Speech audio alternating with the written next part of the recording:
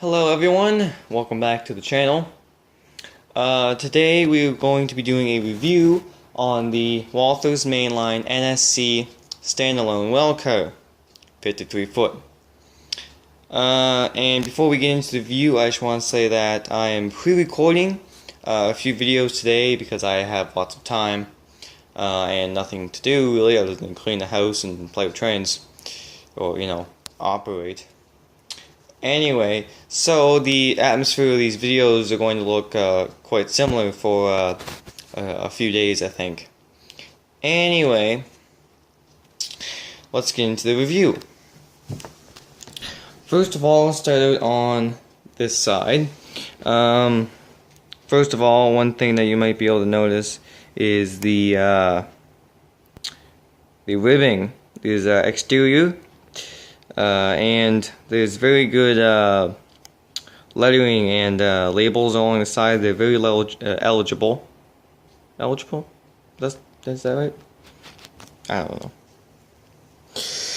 And surprisingly, if I can zoom in on this and it's actually going to focus, we're not zooming in on the 53 here. That's terrible. It's not going to focus. Anyway, this lettering right here, if you squint, you can actually read it. Now, I have bad eyesight, not like blind, but I do have glasses, and I can't see things at far distances. But you can read that if you really want to, and it's just some warnings and things like that. Come over a little bit more to this side. It's identical on the other side. You can see it has the 40 foot mark. 45 foot mark, which I didn't know they made 45 foot containers, but the 48 foot mark and the 53 foot mark, and there it's the same over here, and it's the same on the other side of the car. So if we want to move on up to the front here, we do have walkways. They're not etched metal, but they do look very realistic. And we do have our brake wheel, some ladders on the sides. They don't have grab irons on them. I do have another one that, it's not the same car. It's a different company, but I do believe they're supposed to have separate grab irons on the little top piece of the ladder right here.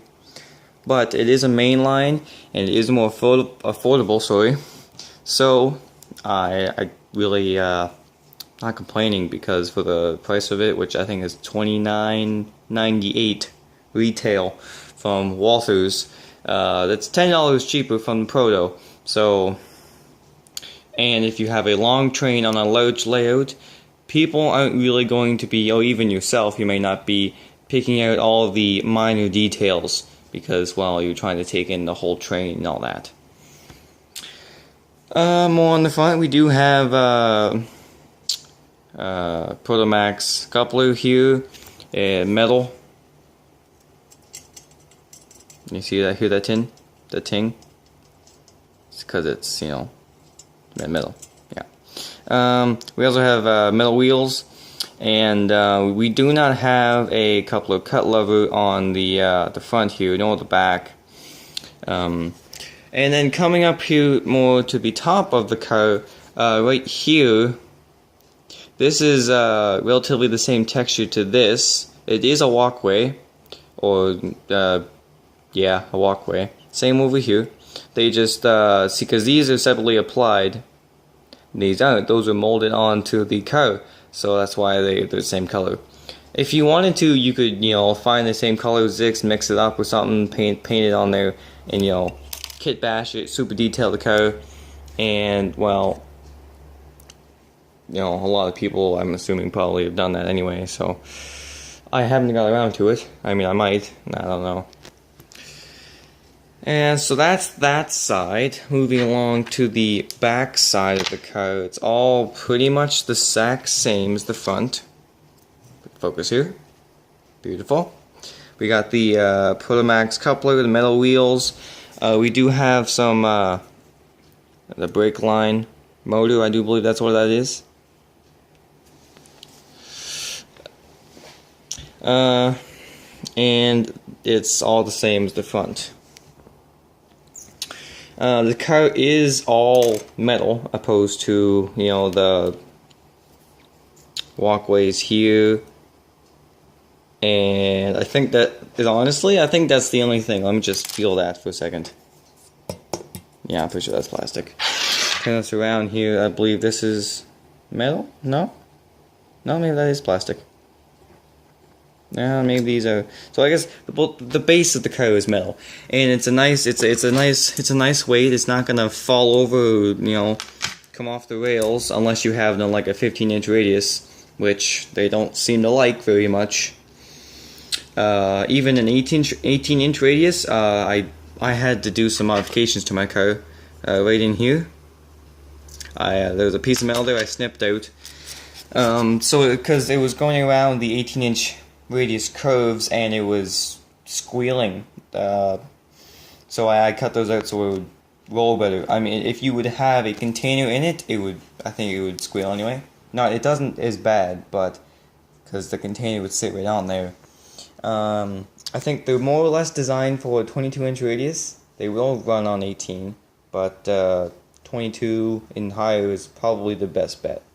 I don't have that big of a layout to run those big of curves, but if you do, I recommend a larger curve. As you can see down in the middle here, we do have bracing, and there are holes for the containers to fit in. If you have Kato, Kato containers, they do have magnets in them, I believe most of them, some of them, and they might stick in there. I don't know, I do have some, but I run them in Kato Welcos, so I don't really know. I'm sure you could install magnets in there somehow. Well, if you want to see the bottom, here's the bottom. We do have nice trucks. That's enough focus there, sorry my fingers in the way. And I guess I'll go downstairs and show you how it runs smoothly on the rails. So I guess I'll see you in a jiff. So down here in the layout room, well, my basement, I have the car on the track. You can see how well it moves. I just simply poke it and it glides. And even the table may not be the most level thing, and the car will show because it will simply just glide.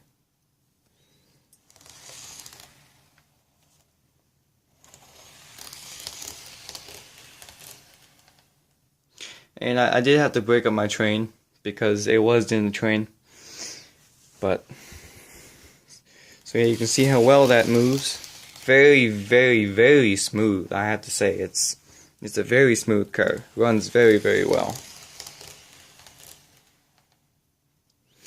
Anyway, well, actually, no, not anyway. There is one more thing.